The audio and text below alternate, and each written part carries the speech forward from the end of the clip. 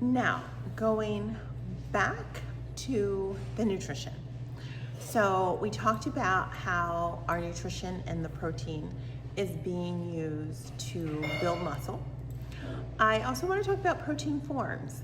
So you are consuming mainly protein in 3 different forms. You are consuming plant protein. Plants have protein in them. It is completely legitimate protein, particularly when you have a wide array of plants like we do at Jolie Life. So you're receiving your protein that way. You're receiving it through animal sources. That's your chicken, your beef, your fish, all of that, animal protein. And you're receiving it in a powdered form.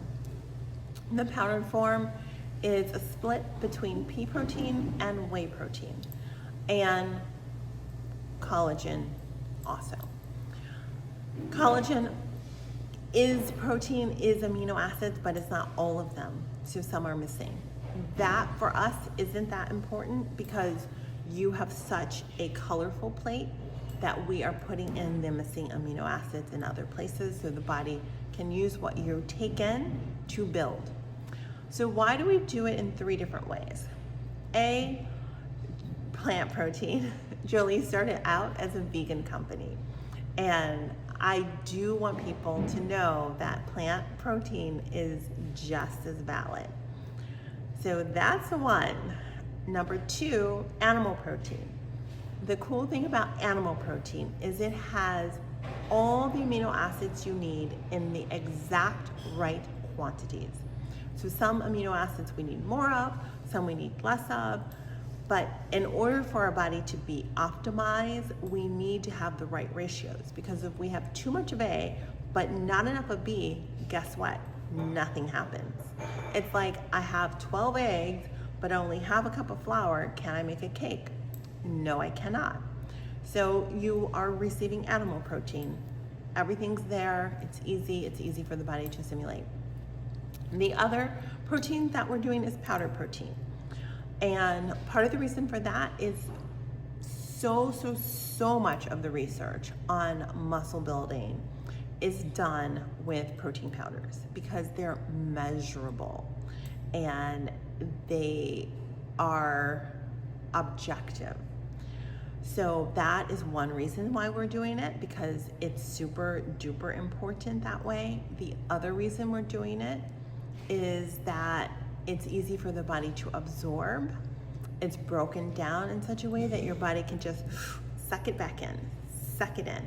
And so particularly for our smoothies, particularly for our broths, we're using the powders, the whey, the collagen, the pea protein to really accelerate your muscle building and to give us more of an underpinning, particularly because so much of the research is on that, and so much of the research shows how easy it is for your body to break it down and to use it. And I want you to have optimal success in 6 weeks or 4 weeks for some. So that is what's behind the protein. Now the other things that are framing the protein, we have fiber, and we have recovery and antioxidants and all those yummy things. So the vegetables in your program are there to help give you fiber so you can stay more regular. When you are burning a lot of protein and you are making muscle, a lot of water is needed. So I encourage you to overhydrate. And when I say overhydrate, I mean hydrate at a level that's a bit higher than you normally hydrate so that you're not constipated. But we put in a lot of fiber to help ease that constipation. Fiber is good for your gut microbiome. It's good for building bulk in your stool so you can eliminate easily. And it's also good to slow down digestion so that you have, quote unquote, all day energy. So fiber. The second thing are all the anti-inflammatories.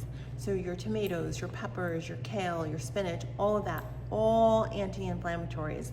Those anti-inflammatories are there to help you recover faster, to help you youthen from a cellular level, and to support your body in building muscle. When we aim to build muscle, we, one, have increased inflammation because we're stressing our muscles, hence inflammation, hence the call to make them stronger. We're also undergoing more metabolic processes. And when we increase our metabolism, we increase waste product. We increase the need to detox. So everything around your diet, other than your protein, is there to support that. So when you have mineral broth, it's there to support inflammation and recovery and detox. It's there to make you stronger. When you have mushroom broth, it's there to make you stronger. When you have carrots, and there aren't that many of them in this program, but they are there to make you stronger. When you have peppers or spinach or kale, it is all there to make you stronger, to make your body less inflamed, more responsive, and to handle any of the waste that's coming off of your metabolism. And this waste is normal, but because we are really focused on like building, you're gonna have a little bit more. So we need to give that to you. The other aspect of your meals is carbohydrates. There are carbohydrates in your meals. Vegetables obviously are carbohydrates, but so are chickpeas and beans and things like that. You will not have white flour, you will not have rice, you will not have very many nuts, you won't have those type of carbs, but you will have those that are very, very slow burning. And the reason we want the carbs is I want you to be energized throughout your day. But also that level of carbs is another way that we tell the body all is good, all is safe, you can build muscle, you can release fat, I can get leaner, all is good. Because your body senses, oh, there's carbohydrate here. I feel good, I feel safe. Also, carbohydrate, particularly in your evening meal, is important. And oftentimes this will come in vegetables because it helps to prepare you for sleep. And so that is why you have that aspect. So you'll see in most of your meals, there's protein, there are anti-inflammatories, and there are some form of carbohydrates. In the mineral broths, in the mushroom, the chicken, the seaweed broth, if we use it, the focus there is the anti-inflammatory recovery aspect, supporting your immune system, supporting your detoxification, supporting your strength and not getting ill. So that is your diet in a nutshell. The next video will be on your optimization day, as well as what to do on the weekend.